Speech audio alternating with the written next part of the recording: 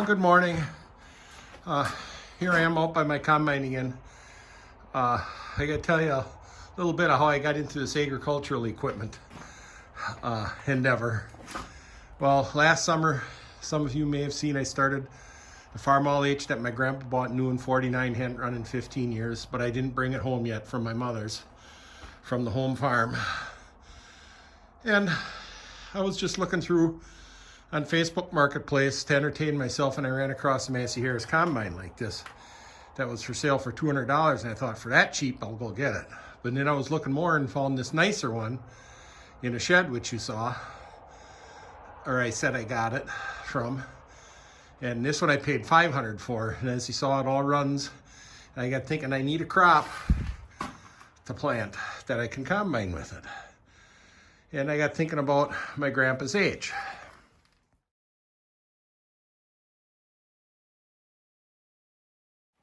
Which led to me buying this tractor-mounted cultivator for the farm all H. I ran across a few of them, but this was the nicest, and I knew for sure it was complete, no parts missing.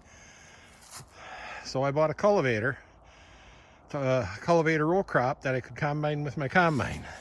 Well, I didn't have any cultivator, or I didn't have any crop shields for the cultivator for when the crop is real small, which you can find them on Facebook. But I ran across this pair. They aren't International Harvester, I don't believe.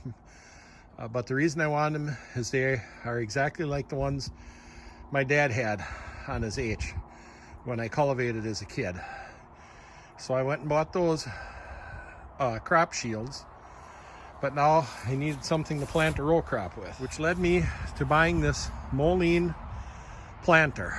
I was actually looking for something newer than this, or any 2-row corn planter. Well, they can be used for planting more than corn. But all the newer ones, which I'm saying newer from the 50s or so, 40s or 50s on rubber, they'd want $500 to $1,500 for them.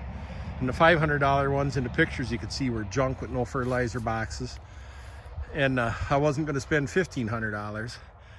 And as I said, I found this one, fertilizer boxes and all, for $350. I thought it was an absolute bargain. It's a Moline planter. It's set up to be pulled with a tractor now, but I actually have a brochure coming that pictures it on the front, hooked behind the tractor or hooked up the horses. And the thing is in just excellent condition. I don't think you could find a nicer unrestored example of a 90 to 100 year old corn planter. The fertilizer boxes are perfect. I want to get it under the roof now, but before I bought on the phone, I asked if he had any extra seed plates, and they said no. And when I got there,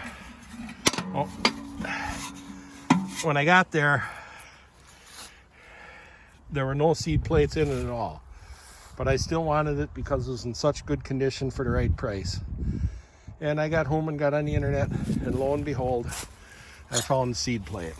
I didn't know even what they were supposed to look like. I just came out and looked at it, drove by 4 tabs, and one person gave the outside diameter of the plates he had, which matched. So I took the chance that they'd be for a Moline, and yes, they are. And then I found the brochure, which actually showed pictures. I haven't got the brochure yet, just on the internet I could see it showed pictures of the plates, and that's when I learned there are 2 different plates. This plate, it says is for graded seed corn, and this plate for all other seeds.